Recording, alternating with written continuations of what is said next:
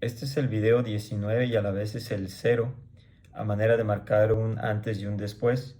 Los primeros 18 surgieron a raíz de una inquietud de observar las cosas que vienen ocurriendo en el mundo desde hace algunos años y compararlas con lo que está escrito en la Biblia, que nos menciona Cristo, que son los principios de dolores.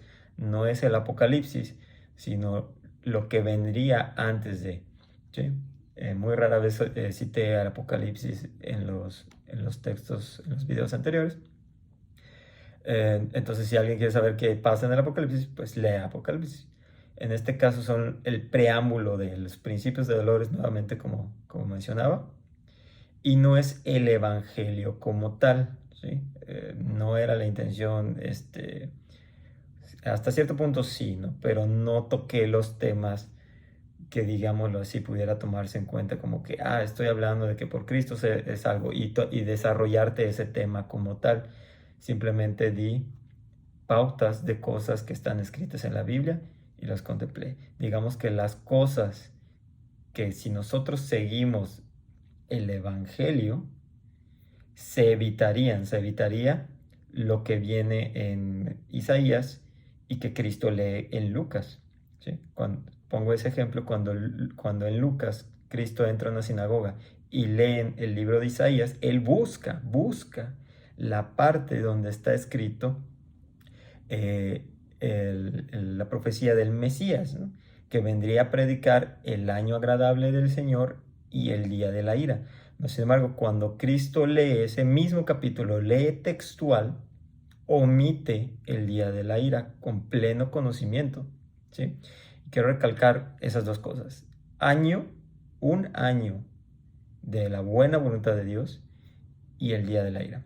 Entonces, nosotros si nos apegáramos a lo que Cristo enseñó en el año de la buena voluntad de Dios, no vendría un día de la ira. Pero como Dios es omnipresente, omnipotente y ya sabe lo que va a ocurrir, nos ha dejado las pautas que nosotros debemos observar de modo que estemos conscientes en los tiempos que estamos viviendo. Eso es básicamente lo que eran los primeros videos. Y lo que viene a continuación a partir de este es pues mi resumen personal de diferentes temas. No son temas en orden, no son temas en específicos. El tema que yo tenga la oportunidad de grabar, ese grabaré. ¿Sí? Repito, mi resumen personal en base al poco tiempo que creo que nos queda como para ponernos las pilas en el Evangelio ahora sí. Pues es necesario buscar información lo más resumido y lo más masticado posible para que sea digerible lo antes posible, a mi punto de vista. La información que suba no es con la intención de, ok, yo soy el maestro, pongan atención y todo lo que yo diga, apréndenselo porque esa es la verdad. Realmente la verdad es Cristo, Cristo es el maestro, ¿sí?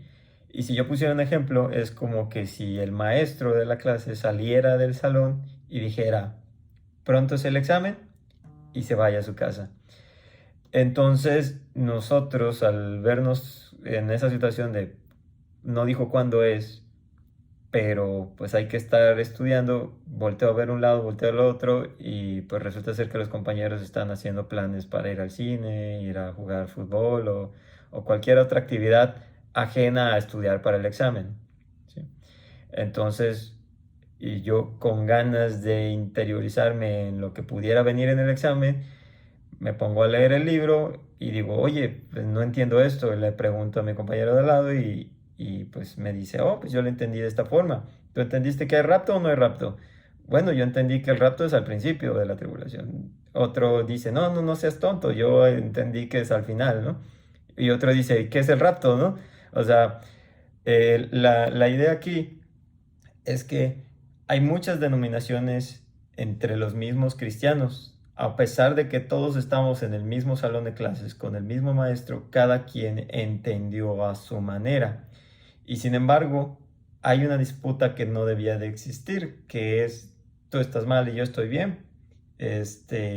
Y pues los pentecostales se van a ir al cielo y los bautistas se van al infierno porque no lo entendieron de la misma manera. Eso no es lo que dice la Biblia. Dice, no digas yo soy de este, yo soy del otro, sino yo soy de Cristo porque Cristo es de Dios y el camino a Dios es Cristo. Y si seguimos a Cristo, si estamos en la misma clase con el mismo maestro, pues no debería de haber ninguna disputa. Caso contrario, si nosotros nos fuéramos a otro salón y hay alguien que dice ser maestro e enseña cosas diferentes, ahí sí está una cuestión muy aparte, ¿no? A lo que voy es, hay cosas que cambian o cambiarían de ser aceptadas por alguien lo que es el Evangelio, que es la buena noticia que Cristo nos vino a dar, ¿sí? Y hay cosas que son secundarias. Rapto, no rapto, rapto al principio, rapto al final, no cambia el hecho del Evangelio, el hecho de que Cristo vino y murió por nosotros, ¿sí? Son temas secundarios. Entonces, llegará el día del examen y habrá quienes estuvieron en el salón correcto, pero no pasaron por falta de preparación. Habrá quien pase y habrán que prefirió cambiarse de salón y de plano ignorar esto, ¿no? Prefirió irse con otros maestros que eran más relajados, pero que no estudiaron el programa que el director autorizó. Entonces el director, que es Dios, autoriza un programa y el maestro es Cristo, ¿sí? Al final del examen se sabrá quién pasó y obviamente los que ni siquiera estuvieron en la clase pues están perdidos, ¿no? Entonces no es la idea así como que digámoslo así, esto es lo que es. Simplemente pongo un ejemplo para que a lo mejor a algunos les quede un poquito más claro, ¿sí? No debe de haber una disputa en cuanto a quién tiene la razón o no, sino al contrario, como cité al principio de este ejemplo, yo estoy leyendo la Biblia y entiendo ciertas cosas, otras cosas no, le pregunto o investigo en diferentes fuentes, no me gusta quedarme con una sola opinión, porque si esa opinión es errónea, ¿sí? Estoy en un problema por estarle creyendo a alguien que tiene una opinión y es su opinión personal, ¿sí? De modo que yo cada vez que dé una opinión que sea mía, especificaré que es mi punto de vista para que eso pueda ser incluso omitido por ustedes. Si es opinión de algún pastor o alguien reconocido que no llegaría a grado de maestro, pero sabemos que es el cerebrito de la clase y da una interpretación poquito más completa, más compleja, más convincente, bueno, citaré de quién es de quién es esa interpretación, de modo que no haya digámoslo así, confusiones o que, ay, no, pues es que esto yo lo inventé y no es así. No es pararse el cuello, sino que tratar de estar lo mejor preparado para el examen. Y no es que para ser salvos nos vayan a presentar un examen como tal, ¿sí? El examen es seguir al maestro, ser lo más parecidos a él en lo posible, ¿correcto?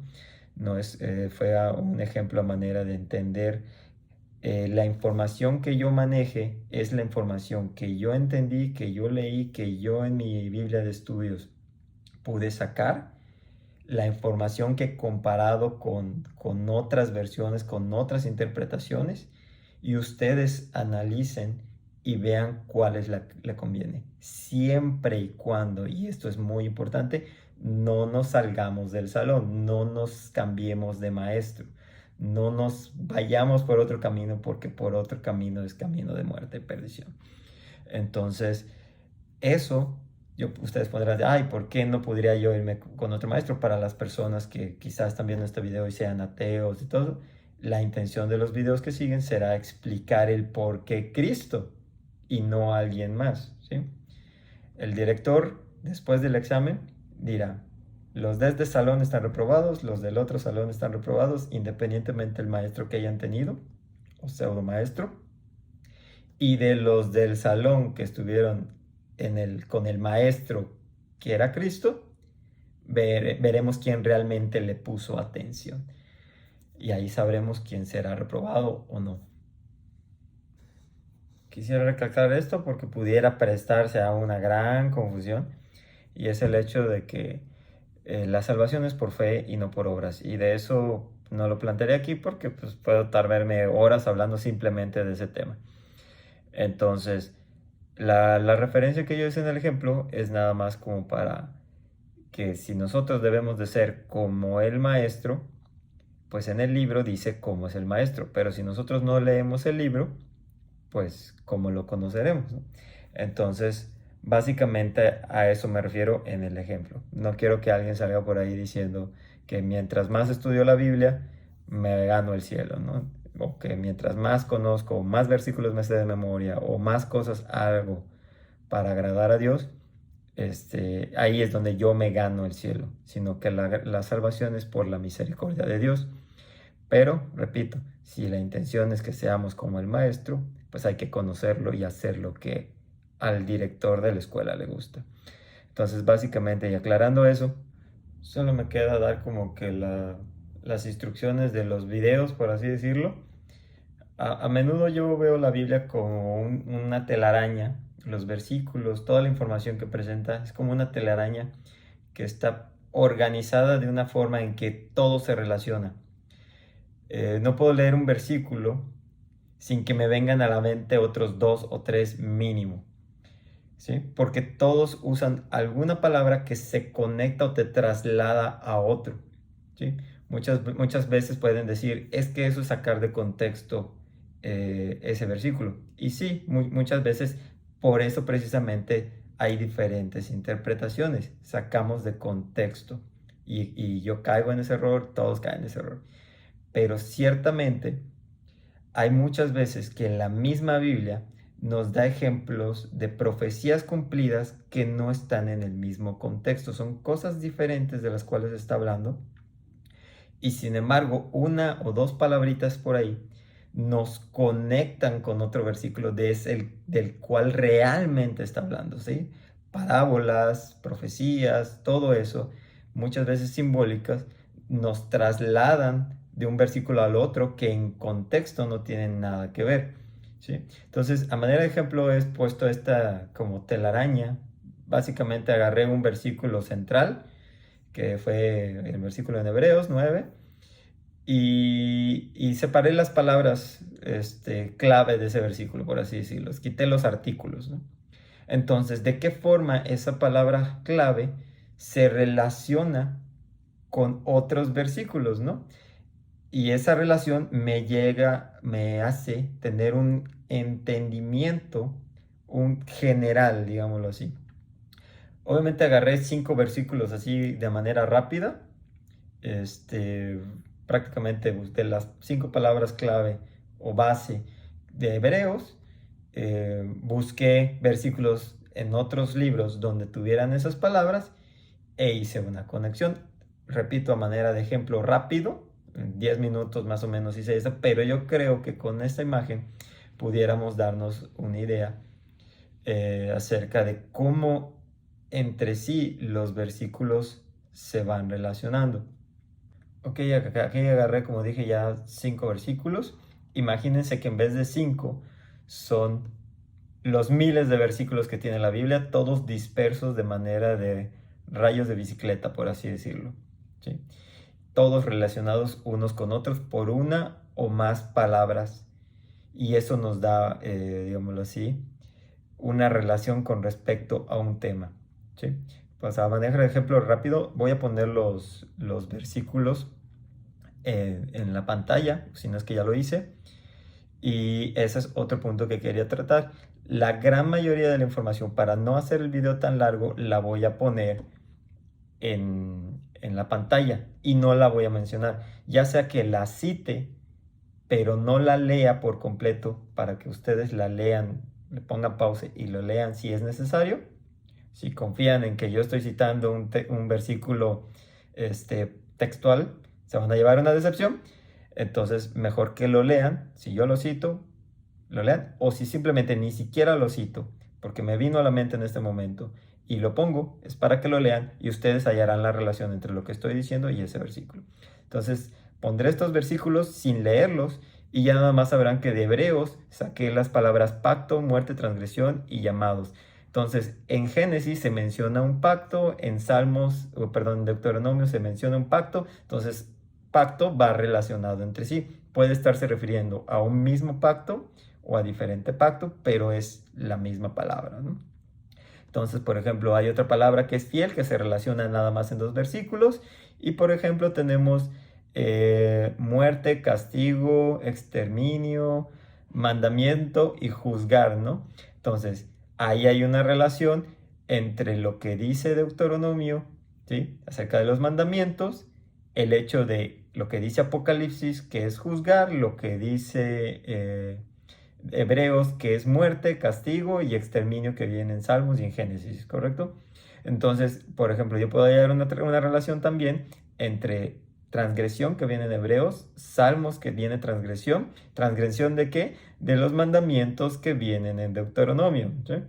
Entonces, de los mandamientos que vienen en Deuteronomio, seremos juzgados, como dice Apocalipsis. Entonces, es un ejemplo así como que muy escueto quizá, de lo que yo tengo como que en la idea en mi mente de la relación que existe entre los versículos.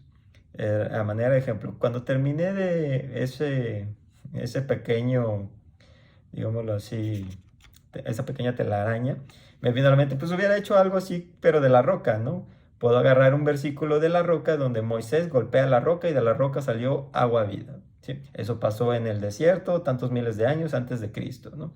De pronto viene Jesús con la mujer samaritana y le dice, dame de beber. Y le dice, si supieras quién te pide de beber, tú le pedirías agua a él y te daría ríos de agua viva, ¿no?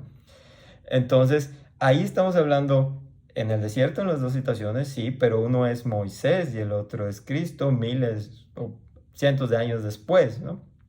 Entonces, el contexto no es el mismo, pero si leemos que la piedra que rechazaron los constructores ha venido a ser la piedra angular, la piedra principal, ¿a qué piedra se están refiriendo? Entonces, de ahí le dice Pedro, y sobre esa piedra construiré la iglesia. Y cierta interpretación dice por ahí, sí, claro, se refiere a Pedro. Y lees en segunda de Pedro que Pedro se está refiriendo a que la piedra es Cristo. Entonces, la piedra que golpeó Moisés vendría a ser la piedra de donde sale agua viva, que es Cristo, y Cristo por eso le dice a la samaritana que de él surgiría agua viva y ella le debería de pedir agua a él. Son contextos completamente diferentes, pero sin embargo están hablando de la piedra, una misma palabra unida que nos lleva al mismo objetivo, que es el Maestro, Cristo, simbólicamente en contextos diferentes, pero todos hablando de lo mismo, ¿sí? Entonces, es esa manera de otro ejemplo que les puedo dar de manera rápida, realmente el resumen de la piedra. Tengo miles de versículos ahí con respecto a ese resumen. Va a ser un video específicamente de eso en algún momento, si Dios lo permite. Y ya pues, se plasmará en su momento. Pero de esta manera de ejemplo fue así algo rápido. Como ya mencioné, la mayoría de la información realmente va a ser en imagen para no tener que hablar tanto y que no tarde tanto el video. Y por último punto, ya nada más especificaré que muchas veces mencionaré el nombre de Dios como Jehová. Habrá quienes no les guste, quien digan, oye, pues que no se llama así, oye, que cómo te atreves a cambiar el nombre, o lo que sea. Realmente, en este caso, Michael Root invita mucho a sus programas a Nemia Gordon, que es una persona que supuestamente es bastante estudiada en el hebreo, ¿no? Desde niño en el kinder le enseñan hebreo, ¿no? Y ya luego se especializa en lenguas, ¿no? Y ya con el conocimiento de toda la vida, de haber estudiado hebreo, presenta datos suficientes que me hacen pensar que esta persona realmente sí se ha puesto a investigar, sí se ha puesto a buscar referencias del nombre de Dios y le llaman Jehová, ¿sí? Si le quieren ustedes llamar Yahvé, Yahweh, Yahweh y todo, cualquier otro nombre o el tetragramatrón para no entrar en problemas, como ya se me quedó a mí el hecho de llamarle Jehová, pues se me va a salir. Por eso de antemano no pido disculpas porque pues no hay alguien que pueda decirme, hey, el nombre es así y así es, así lo dicen, ¿no? Realmente si me dicen es Jehová con J, pues realmente ahí les diré, de todas las formas en que se le puede llamar, lo único en que estoy seguro es que no es con J. ¿Sí? Michael Root lo explica de la siguiente manera: la J se inventó la letra en el año 300 después de Cristo. Bueno, ¿y eso qué tiene que ver? Es un preámbulo para decir, todos los profetas de Dios tenían la terminación en ya, y ese ya es el ya de Jehová, ¿sí? De Yahweh, de Yahweh, ¿sí? Entonces, hay reglas gramaticales que también no es casi como que sea ya un estudiado, un erudito en el tema, pero después de haber analizado y viendo mucho, efectivamente, hay solamente un nombre de un profeta que empieza con ese ya, que es el mismo ya de aleluya, alabad a Jehová, ya, esa ya se cambiaría por Jehová, ¿sí? Alabar a Jehová. Eh, el profeta Joel es el que es Yael, ¿sí? O Yeel, Jehová es Dios, ¿sí? Otra,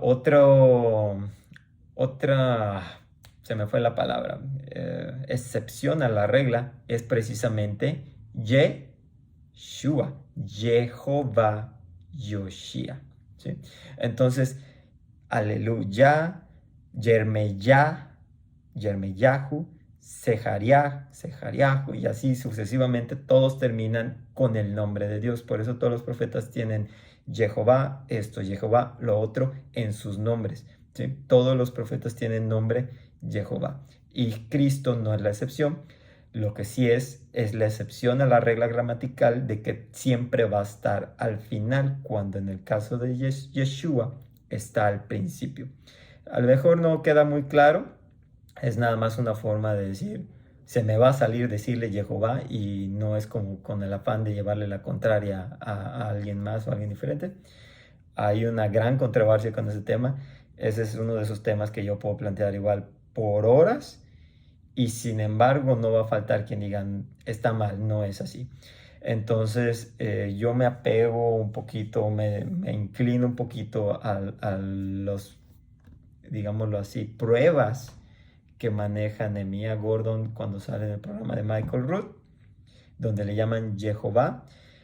Dice que tiene hasta más de 2000 pergaminos y libros y monedas incluso que ha mostrado donde vienen las vocales del nombre. No es solamente el tetragramatrón, sino las vocales. Y con esas vocales es el nombre que le da. Y tiene la explicación del Jehová Yoshia, que es el nombre de Yeshua, que es otro tema que plantearemos adelante. Entonces, por una cuestión o por la otra, ya se me quedó a mí en lo personal llamarle Jehová, no como falta de respeto, sino como realmente llamar a Dios por su gran nombre, el nombre más grande que pueda existir. Entonces, ese para mí es el nombre, y no es la intención llevarle la contraria a nadie, simplemente ya le llamo así por inercia. Espero que este video les haya servido, aunque no exponga un tema como tal, le haya servido este, algo de la información, la poca información que presenté, pero más que nada es para que este sea el video base, para que en los próximos videos, si yo menciono algo que a lo mejor a alguien no le parece, que darles la explicación de antemano de que no soy maestro, y no creo que ningún humano fuera de Cristo lo sea, sino que Él es el maestro, a Él es al que hay que seguir.